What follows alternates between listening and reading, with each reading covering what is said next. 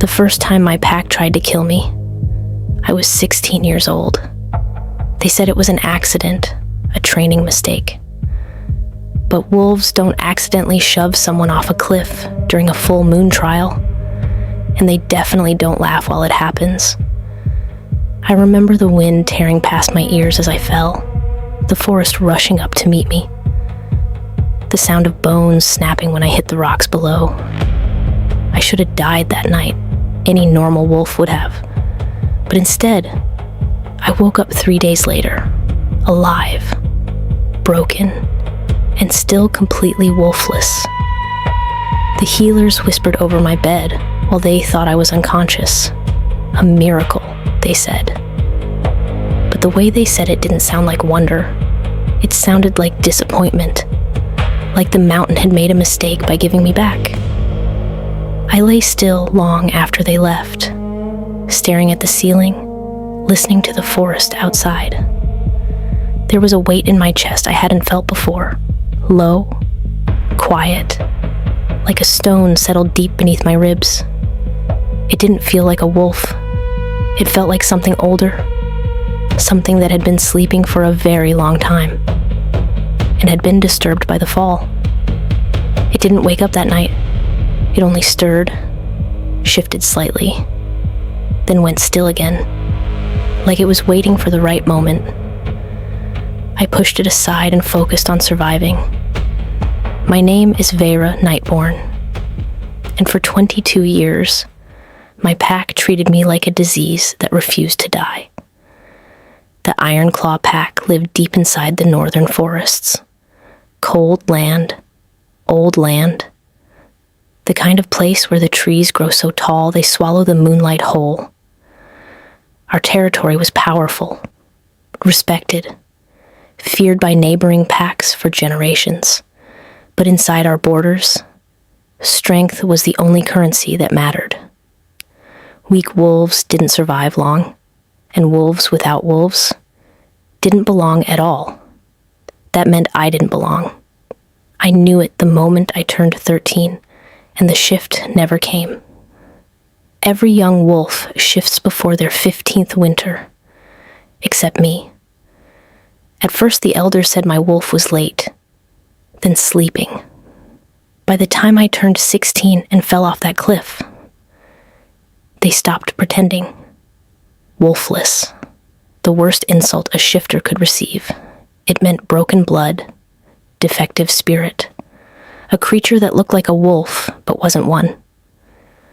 I was no longer allowed to train with the other young wolves, not permitted to join pack hunts. Even the Omegas avoided sitting near me during meals, as if my weakness might be contagious. I learned to make myself small, invisible. I became very good at existing without taking up space. But the worst part wasn't the isolation. It was the way Alpha Garrick looked at me, like I was something rotting inside his territory, something that needed to be removed before it spread. Garrick Ironclaw had ruled the pack for nearly 30 years, massive even in human form, broad shoulders, stone jaw, eyes the color of frozen steel, the kind of alpha whose aura could make grown wolves kneel without a single word. And from the moment my shift failed to appear, he hated me. My only real ally was my older brother, Veyra Nightborn, tall, fast, one of the finest hunters Ironclaw had produced in a generation.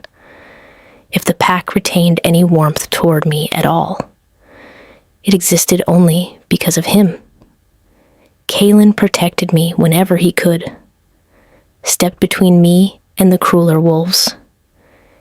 He couldn't change what I was, but he could make my destruction inconvenient enough that most wolves chose easier targets.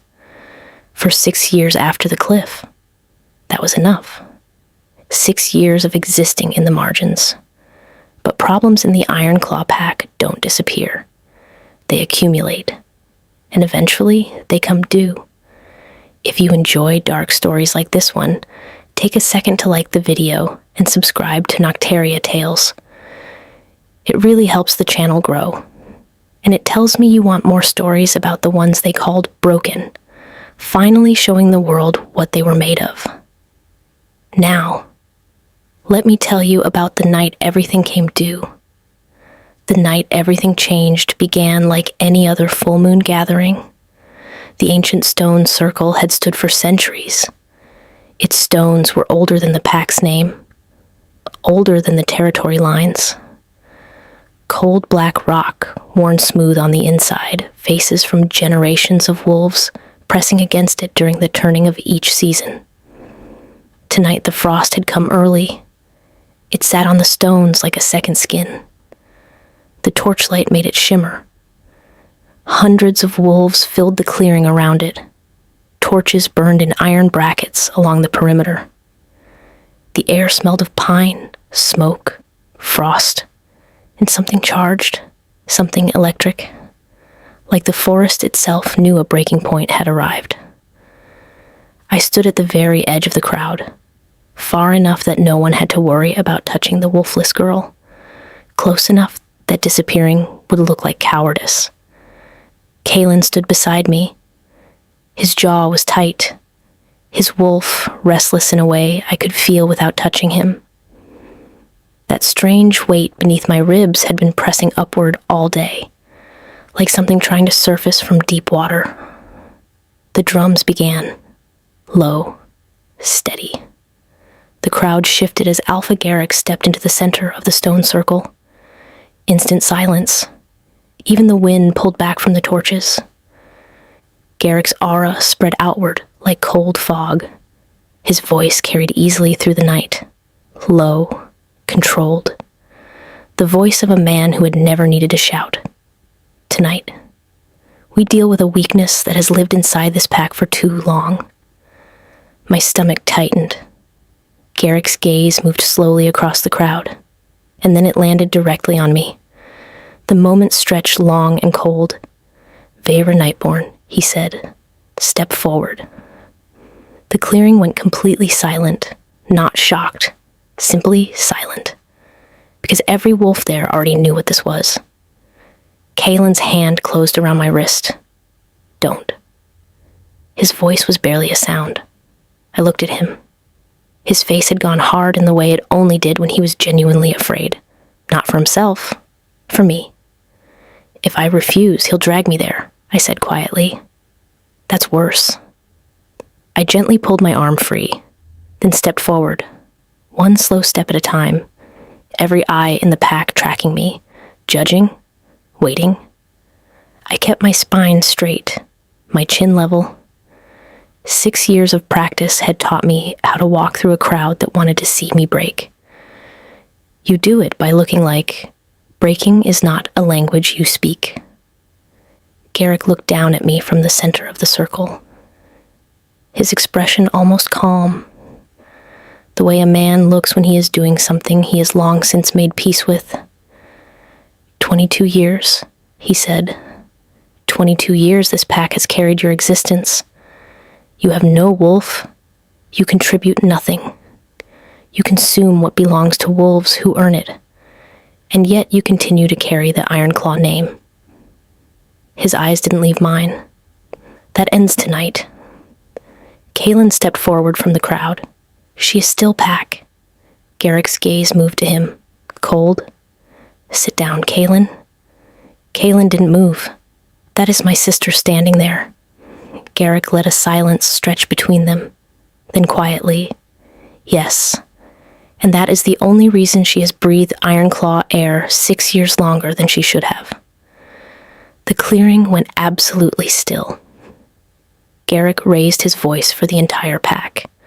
"Tonight, we correct a mistake. Veyra Nightborn will prove her worth."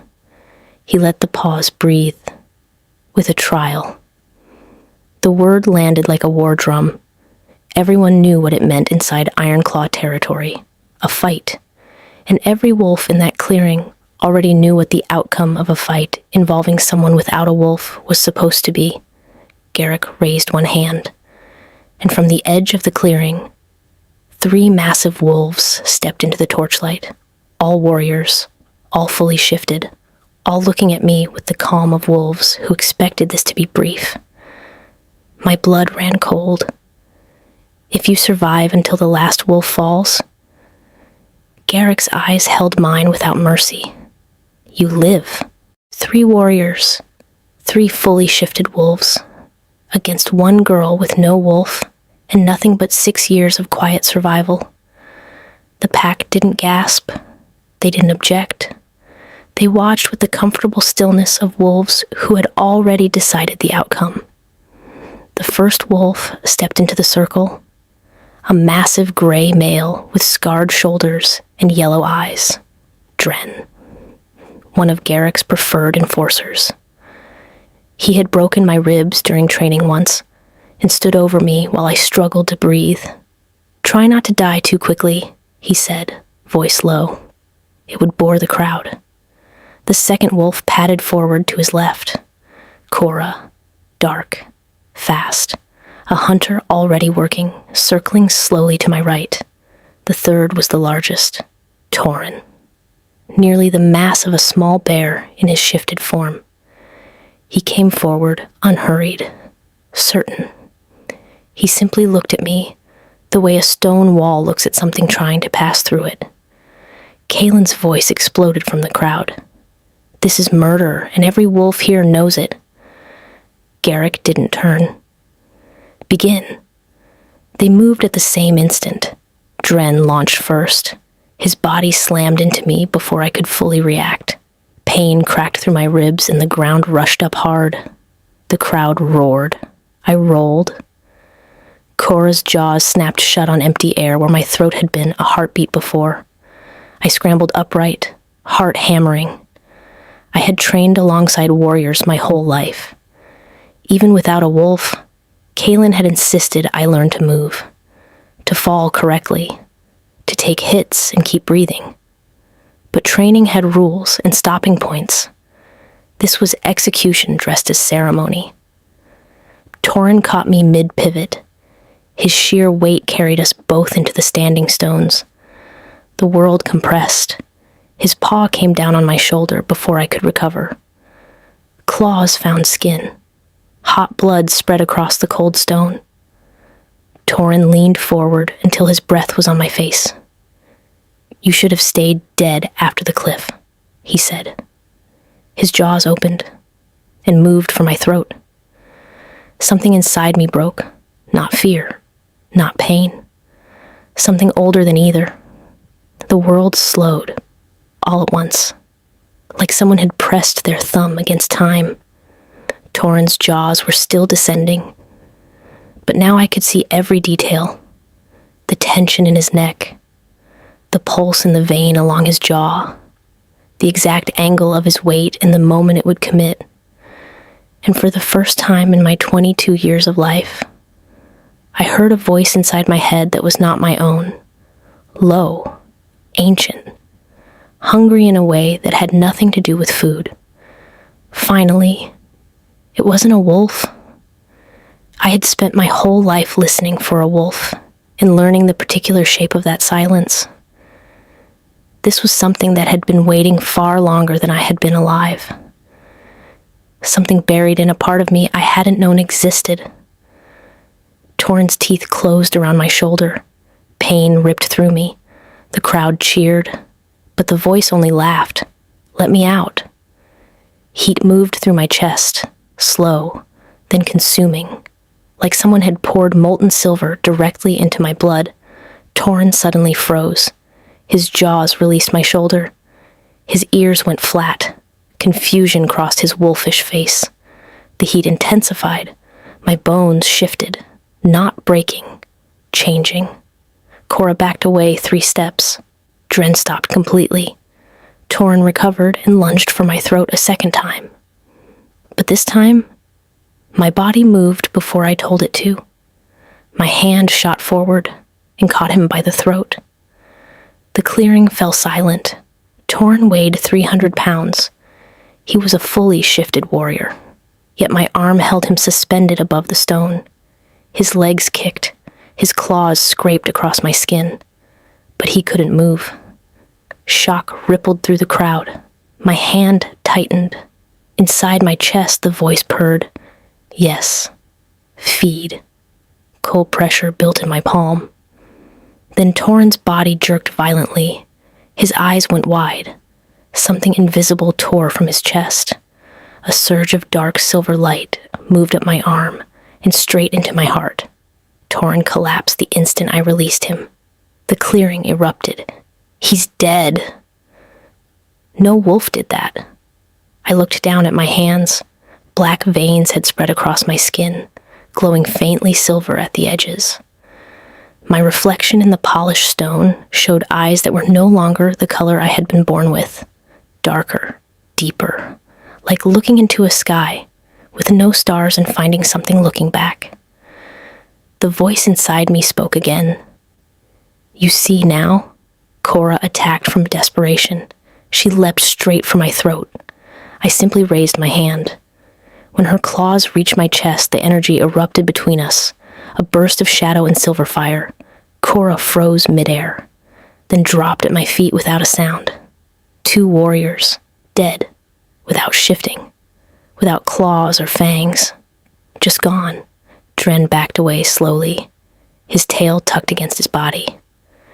"You're not wolfless," he whispered. The voice inside me answered through my lips. "No." For one more second, Dren held his ground. Then something in him broke entirely. He turned and ran, not retreating, fleeing, into the dark forest without looking back. The wolf who had stood over me while I struggled to breathe after he broke my ribs ran from me in the dark. I let him go. I stepped forward.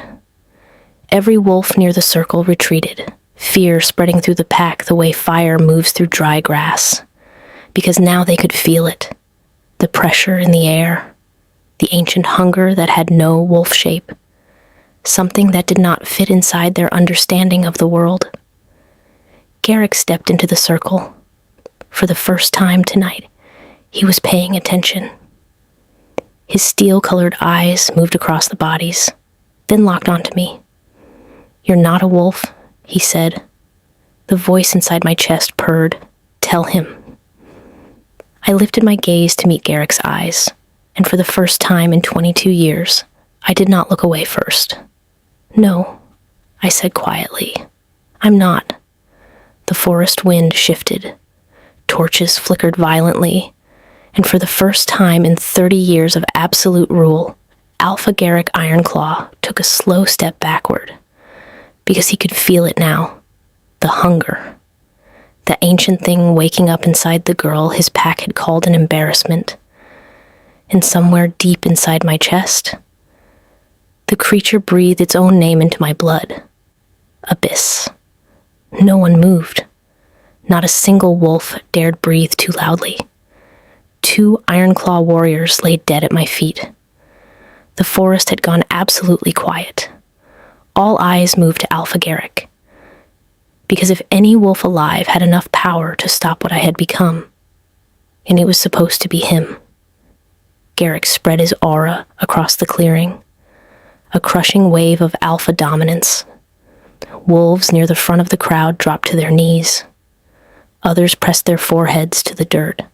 Pack authority. The deepest compulsion a wolf knew. The pressure washed over me, and the creature inside my chest laughed. "Is this the king of your pack?" Pathetic. Garrick's eyes narrowed. He had felt it. The absence of submission from the one person who should have been most compelled to give it. He moved toward me, slowly, deliberately. Kalen stepped into the circle, his voice careful, controlled. "Veyra, what is happening?" I opened my mouth, but the creature spoke first. "Show them." The heat surged. My vision sharpened into something beyond ordinary sight. Suddenly, I could hear everything in the clearing simultaneously. Every heartbeat, every exhale, every involuntary muscle movement from the wolves pressed against the tree line. Garrick watched my eyes change. His jaw tightened. Enough. He shifted. The transformation was brutal in its speed, Bones cracked and reformed, smoke and shadow rolled off him, like heat from an open forge. Garrick's wolf emerged enormous, black fur the color of a sky, with no stars, silver scars across his muzzle from old wars, eyes glowing like steel left in fire, the true king of Ironclaw territory. Gasps moved through the crowd. Garrick almost never shifted during gatherings. The fact that he was shifting now told every wolf exactly how seriously he was taking what stood in front of him. His wolf stalked toward me, each step landing with a heaviness the stone seemed to feel. Even Kaelin took 2 steps back before catching himself, but I didn't move. The creature inside me went very still. Interested? Ah, a real meal. Garrick's voice entered every mind simultaneously. The alpha command. Bow. Wolves collapsed. Kaelin's legs buckled under the force. He fought it visibly, his entire frame shaking with the effort of staying upright, and I stood completely still, unaffected, because every wolf in the pack had just watched their alpha's deepest authority fail. Garrick launched himself at me. Alpha wolf speed was legendary. One moment planted, the next airborne, jaws wide, aimed at my throat. Wolves screamed, Kaelin shouted my name, and time slowed. That same impossible clarity, the arc of his body, the angle of his jaws, the exact moment his weight would commit. Take it. My hand moved. I caught Garrick by the throat. The impact shook the circle. His momentum transferred to my arm, and the stone beneath my feet cracked. But I held. His massive body thrashed. Claws raked across my arm deeply, but the wounds sealed almost as fast as they opened, because something inside me was rebuilding faster than he could tear. I could feel the power inside Garrick, dense, ancient, burning. A lifetime of dominance compressed into the beating of his heart. Everything that made him king, and the abyss wanted it.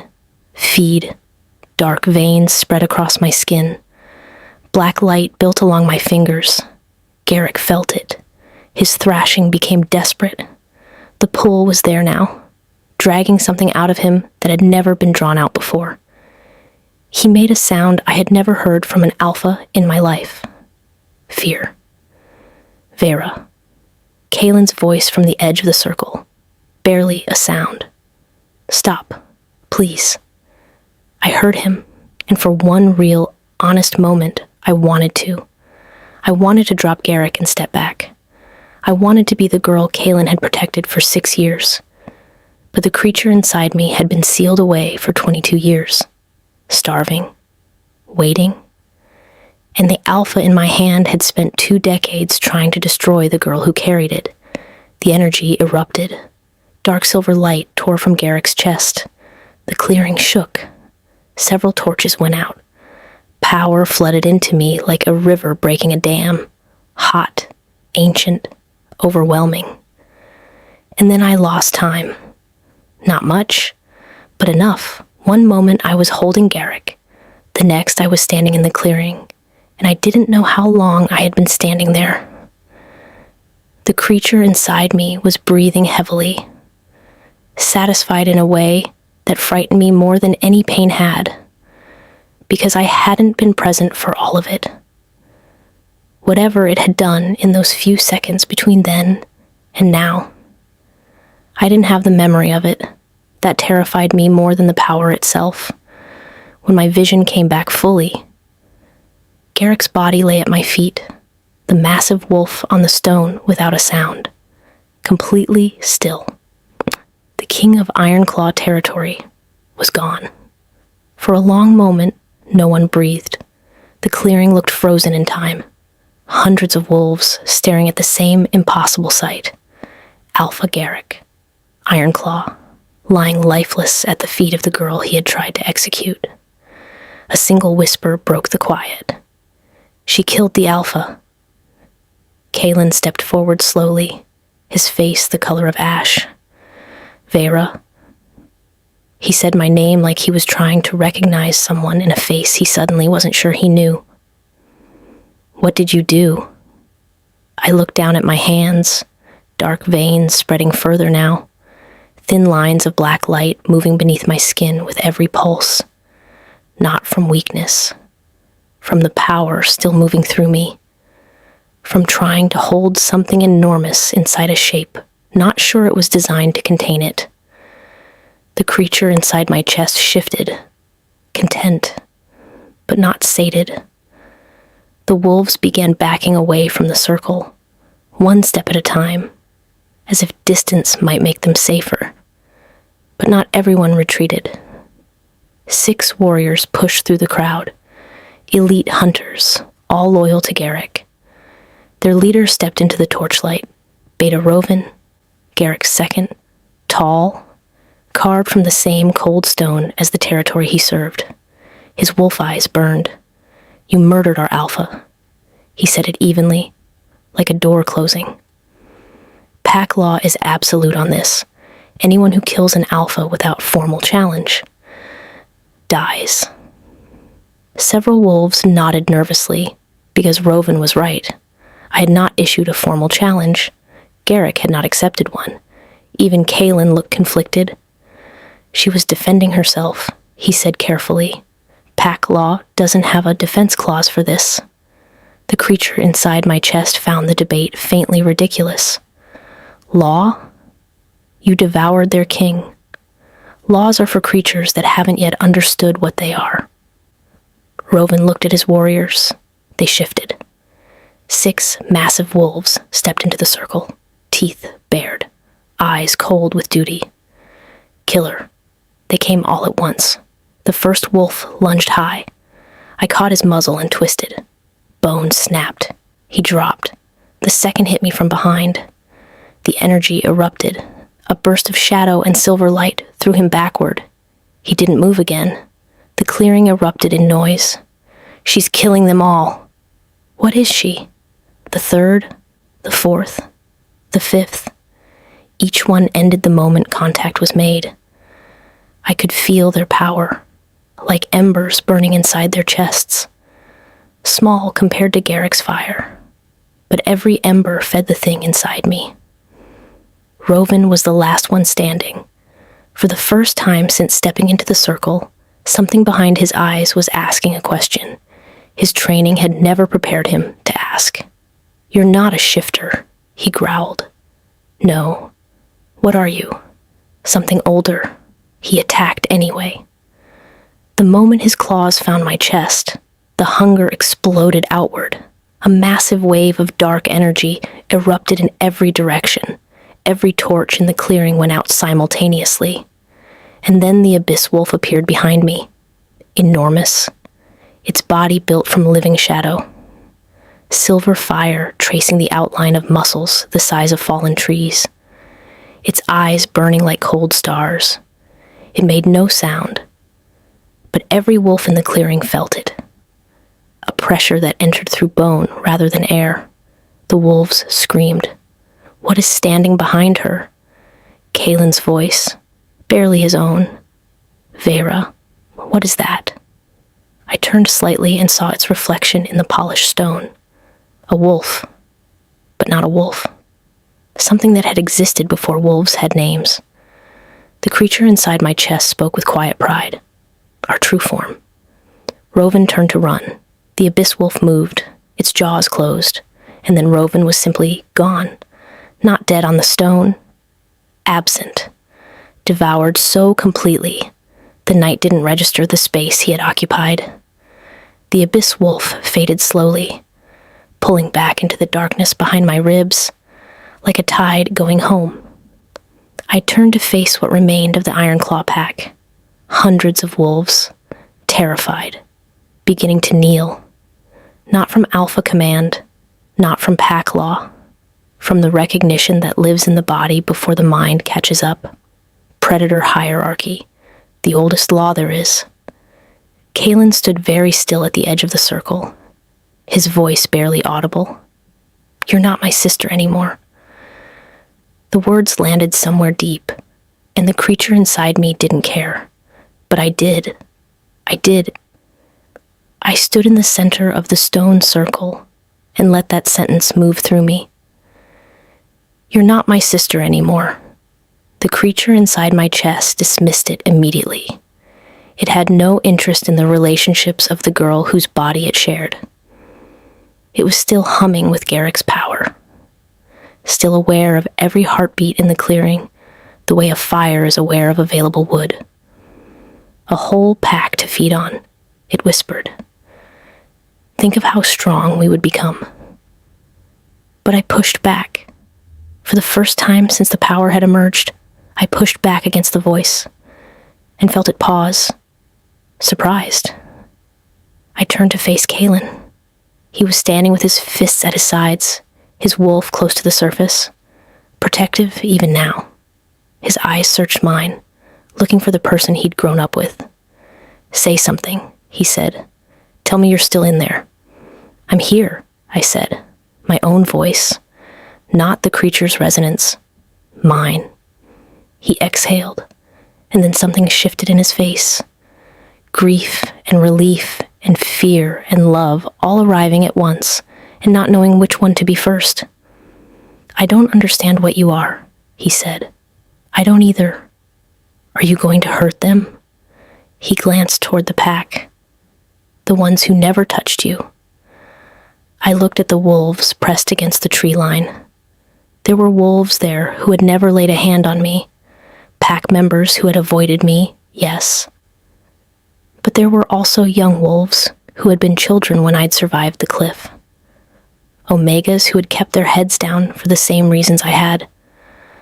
Mothers with children pressed against their legs. I could feel all of them, every heartbeat, every tiny spark of power inside their chests. And the abyss wanted all of it. No, I said aloud. The creature went still. Kalen's eyes sharpened. Was that for me or for both? I said. A moment of silence. Something changed in his expression. The grief didn't leave, but recognition returned underneath it. He took one step toward me. Then a voice cut through the clearing before he could speak.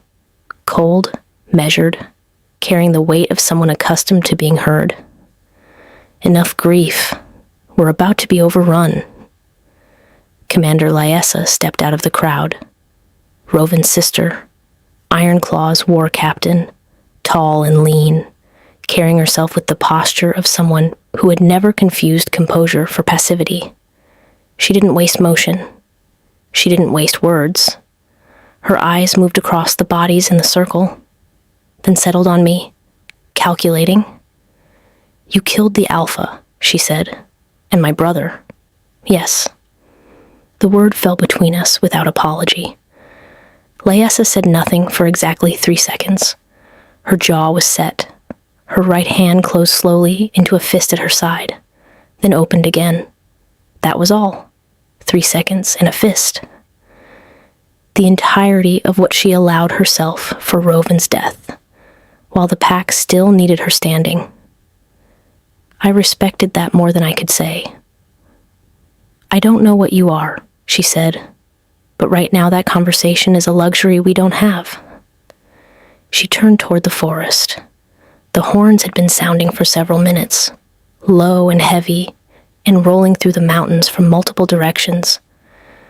3 packs have already received the death signal. Silverfang is closest. 2 valleys. They move fast. She turned to the crowd. Her voice shifted into the register of a wolf trained to lead armies. All warriors to the northern ridge, archers to the tree line, scouts push east and north, report in 10 minutes. Bodies shifted and ran. The paralysis of shock breaking apart under the structure of orders. Training taking over where comprehension had failed. Lyessa turned back to me. Her voice dropped. You are coming with me. Kalen was immediately in front of me. She doesn't belong to the pack's war plans. I understand your loyalty, Lyessa said. But when Silverfang arrives and sees Ironclaw in chaos, another horn, closer. They will kill everyone here, including you. including him. She let that sit for a breath. Then, whatever you are, you've already made this your problem. You killed our alpha. You brought 3 packs running. Help us survive the night first. The creature inside me was very interested in this conversation. A battlefield full of wolves, power everywhere. But I looked at Kalen, his face asking a question he hadn't spoken aloud. Don't lose yourself. I'll come, I said. Kalen's hand found my arm, not restraining, just present. Stay close. Lyessa was already moving. Then let's go. The night isn't finished yet.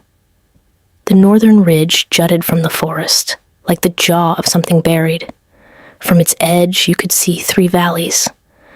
By the time we reached it, Ironclaw warriors were already positioned along the line.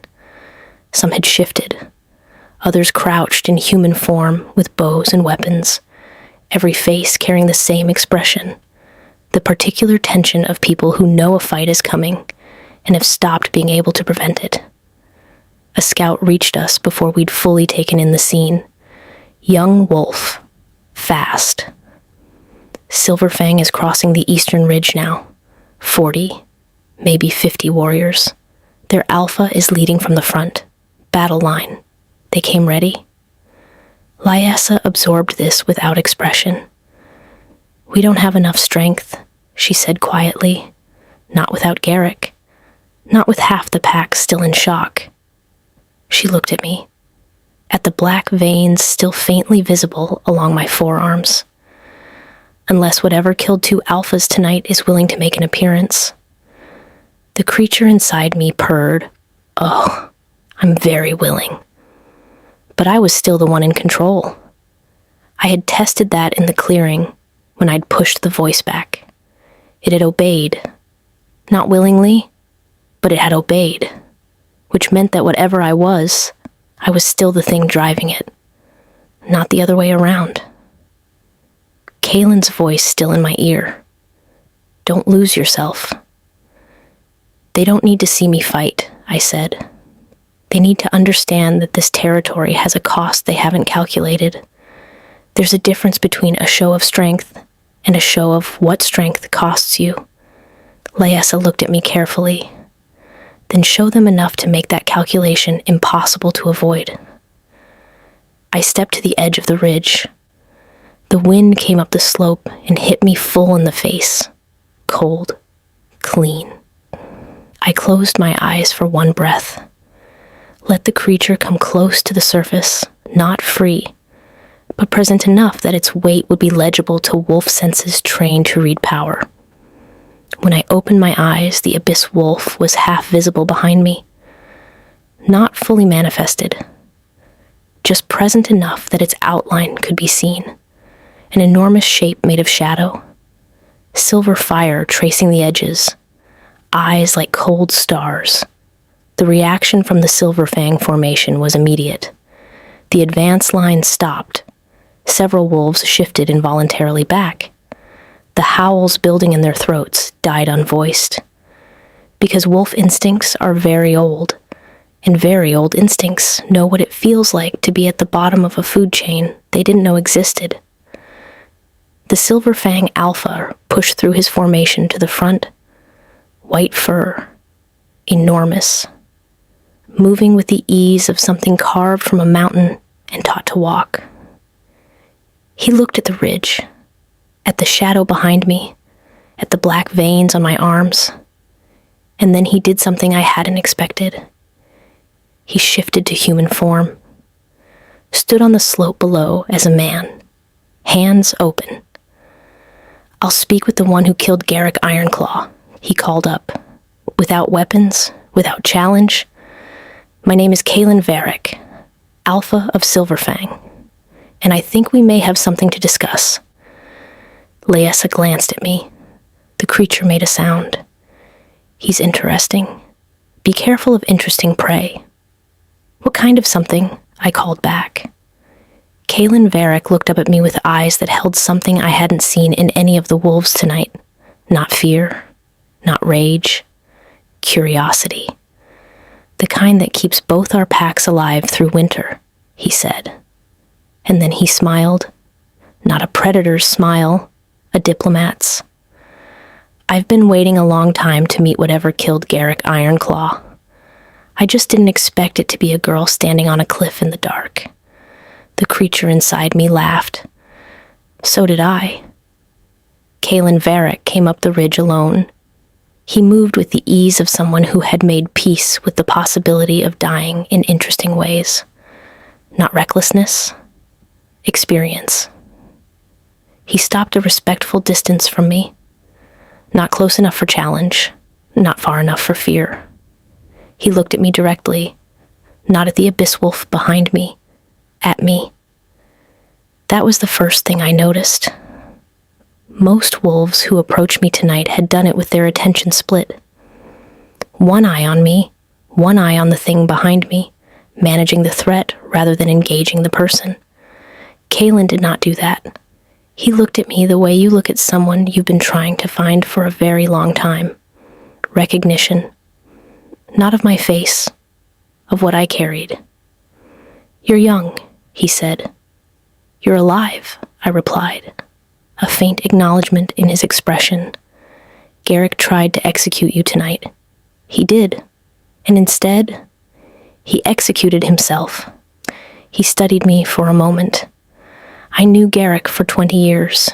He believed in absolute strength, the kind that eliminates what it can't absorb. He tilted his head. If he underestimated you, it wasn't carelessness. He couldn't see what he didn't believe existed, I said. Kalen nodded. That is the most dangerous kind of blindness. It looks exactly like certainty.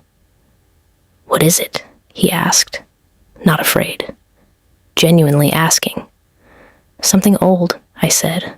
Something that has been waiting inside my bloodline for longer than this pack has existed. And it chose you. It was always me, I said. I just didn't know it yet. Kalen absorbed this. Silverfang didn't come here to conquer, he said. We came because the death of a territory alpha is a signal that requires acknowledgement. And now that you've acknowledged it, now I'm looking at the wolf who killed him and deciding what to do about the fact that she's standing on his ridge wearing his territory's power in her veins. What are your options? I asked. I could challenge you, he said. Try to claim the territory. See if whatever you are can be beaten in a direct fight. He said it matter-of-factly, not as a threat, just a statement of available paths. And the other option? Alliance. The word fell between us. Laessa made a small sound behind me. Surprise. Kalen went still. Ironclaw territory is vulnerable. No alpha. Wolves in shock. 2 more packs responding to the same death signal who are not going to come up this ridge and ask questions. He looked toward the north. Stoneback Pack is 2 hours out. Thornwood is 3. Neither of them has any interest in conversation. What does an alliance look like? I asked. Silverfang stands the northern ridge tonight. We hold Stoneback and Thornwood at the border. Buy your pack time to stabilize. In exchange for what? Recognition, he said simply. That this territory is held. That whoever stands at its center is someone Silverfang acknowledges. He held my gaze. I'm not asking you to serve under me. I'm asking you to let me tell the other packs that Ironclaw territory has a new power. One that should be treated as a border, and not a buffet. I looked at Laessa over my shoulder. She gave me nothing, just steady eyes and the posture of someone who has handed the decision to the person it belongs to. I looked at Kalen.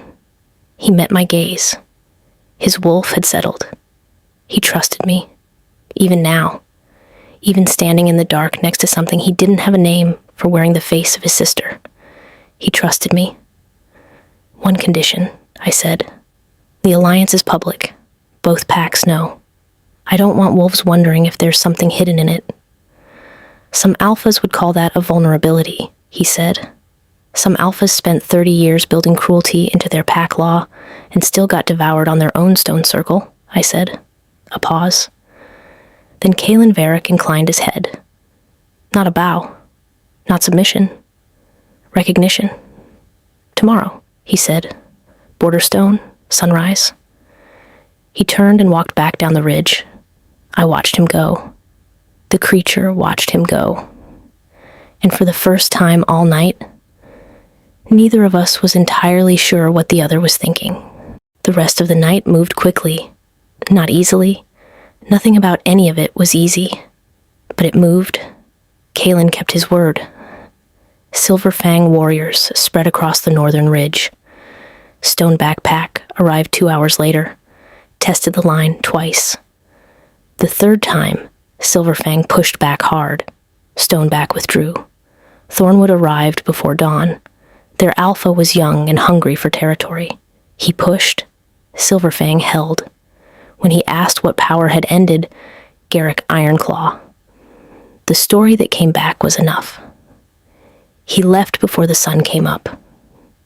Inside Ironclaw territory, Lyessa worked through the night. She reinstated guard rotations, organized the healer's circle, had the bodies in the stone circle removed with ceremony and without commentary. She did all of it without an alpha to answer to, and without looking at me as if she needed one. Kalen sat beside me at the tree line as the noise settled. We hadn't spoken since the ridge. He broke the silence first. Do you remember the year Father died? It wasn't the question I'd expected. I was 8, I said. You were 12. Yes. He was quiet for a moment. After the funeral, Garrett came to the house. You were asleep.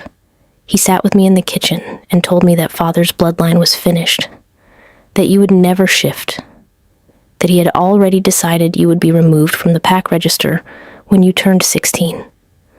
Something cold moved through me. He said that to you when you were 12? He also said if I made trouble about it, I would be reassigned to the eastern border garrison. Kalen looked at his hands. I was 12. I didn't know what to do, so I made a decision. I decided I would become so valuable that removing you would cost him something, that protecting you would become more useful than getting rid of you. 6 years on the edge of the pack. Every year of invisible survival built on the foundation of a 12-year-old boy deciding to make himself indispensable. I thought about all the times I had assumed I was simply lucky, that the wolves who might have hurt me worse had simply chosen easier targets. Not because of anything I had done, not because of any strength I had, just chance. But it wasn't chance. It was him. It had always been him. Kalen, don't, he said, not unkindly. I didn't do it for thanks. I did it because you were my sister and you had nobody else. He finally looked at me. Earlier, on the ridge, when you pushed back against it, when you chose not to feed on the pack, his voice steadied. That was you, not whatever's living inside your chest. That was Veyra. The creature inside me said nothing, but I felt it listening. I'm still figuring out where she ends and I begin, I said honestly. That's all right, he said. Just keep figuring it out in that order. Dawn came up slowly over the northern forest, cold, pale, cautious. Lyessa found me as the first real light touched the treetops. The pack needs a direction, she said, without something stable at the center. I know. I'm not asking you to be what Garrick was, she said. It surprised me. I watched him lead for 20 years, she continued. I was good at what I did inside that structure, but I was never under any illusion that his way was the only way. She looked at the clearing, at wolves beginning to move through their morning routines with the fragile determination of people choosing normalcy on purpose. What do you want? She asked. I want this pack to be something my brother doesn't have to sacrifice his entire life protecting someone in, I said. I want wolves who never had a voice because they weren't strong enough to fight for one, to stop eating alone at the edges of things. I looked at the stone circle. I want the fact that I was called wolfless in that circle for 6 years to mean something beyond just being the backstory of whatever I became. Laessa was quiet. That's a harder thing to build than a throne. I know. Will you try? I looked at the clearing, at Kaelin moving through it, at the young wolves watching me from the edges, at a pack that had tried to end me twice and was now mine to decide the fate of. The creature inside my chest stretched slowly, not hungry. Something more patient than that, something curious about what came next rather than simply what it could consume. Yes, I said, I'll try. The border stone between Ironclaw and Silverfang territory had stood for longer than either pack's memory. A single column of black rock, chest high, carved with the marks of a dozen packs that had claimed and lost and reclaimed the surrounding land across generations. Ironclaw's mark was near the top, deep cut, old. Kaelin Varric was already there when I arrived, alone as he'd promised. He looked rested for someone who had spent the night holding a territorial border. Either he slept well in difficult circumstances, or he was very good at looking like he did. Both, probably. I stopped on my side of the stone. Kaelin was in the trees behind me, close enough to hear, far enough that the conversation had room to breathe. The morning was cold and very clear, the kind of clear that only happens when every particle of air is working hard. Kaelin looked at me the same way he had from the ridge, direct, interested, without performance. You came, he said. I said I would. Wolves who have just claimed a territory after killing 2 alphas in one night don't always follow through on commitments made in the dark. I haven't claimed a territory, I said. He tilted his head. What would you call it? Still deciding. He accepted that. Then tell me something while you're deciding, he said. What is the abyss? Where does it come from? I looked at the border stone. Something old, I said. Something that lived inside my bloodline long before I was born. Something that was waiting. For what? For someone who had been pushed far enough that they had nothing left to lose by letting it out. He was quiet for a moment. The oldest record Silverfang has, old enough to be carved on stone rather than written, mention creatures that existed before wolf packs, before territories, before hierarchies. He looked at me. They fed on power the way wolves feed on prey. Not evil, just prior. Something the world contained before it organized itself into the shapes we recognize. The stone beneath my ribs pulsed once, heavy, patient, old. They say these creatures didn't disappear entirely, he continued. They went dormant, found a way to sleep inside bloodlines, waiting for someone who could hold them. He paused. I expected whatever carried this to be further gone than you are, more consumed by it, less present. He looked at me carefully. The records got that part wrong. Or maybe you're different from the others. I said nothing, but something in my chest shifted at the word others.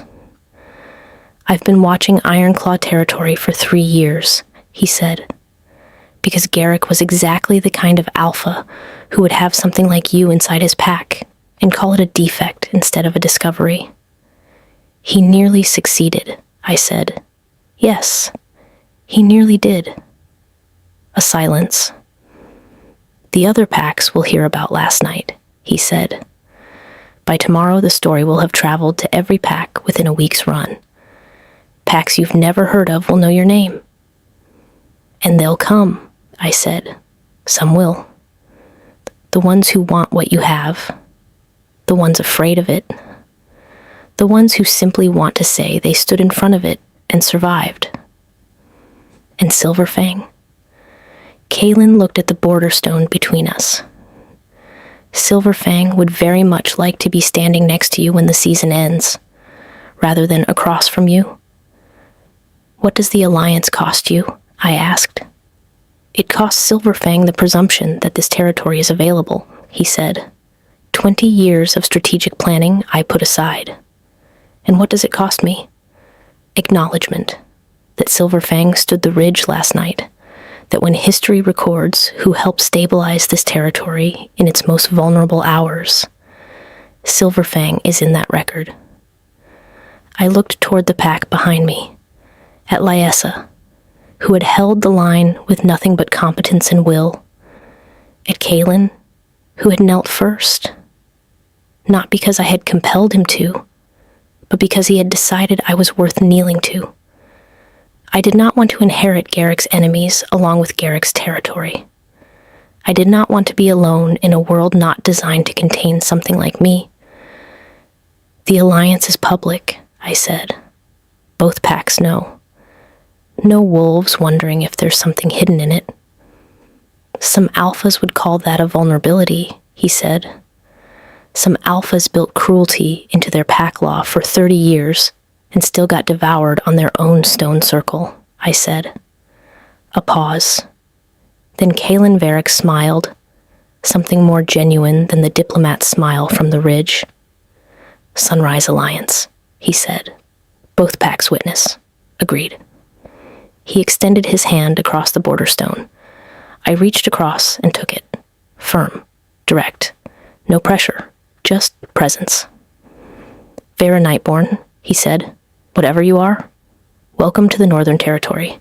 The sun was fully above the trees, gold and cold and clear. In the forest behind me, Kaelin stepped out of the trees, still watching, still there. The creature inside my chest breathed slowly, settled, not sleeping, never sleeping again, but content for now to wait and learn the shape of the world it had finally woken into. And I sat in the cold morning light at the border of a territory that had tried to kill me twice, and began to decide what I would make of it. The girl they called wolfless, the creature they couldn't name, the predator who devoured kings, and chose, when given the chance to devour everything else, to build something instead. If you made it all the way to the end of the story, I want to know one thing. Where are you listening from right now? And what time is it where you are? I always love seeing how far Nocteria Tales travels, because somewhere in every corner of the world, right now, there is someone who was told they were broken, someone sitting at the edges of things, someone carrying something inside them that the world around them can't see or name. This story is for them, the ones who survived. The ones still surviving, the ones who haven't woken up yet. You will. And when you do, the world will feel it.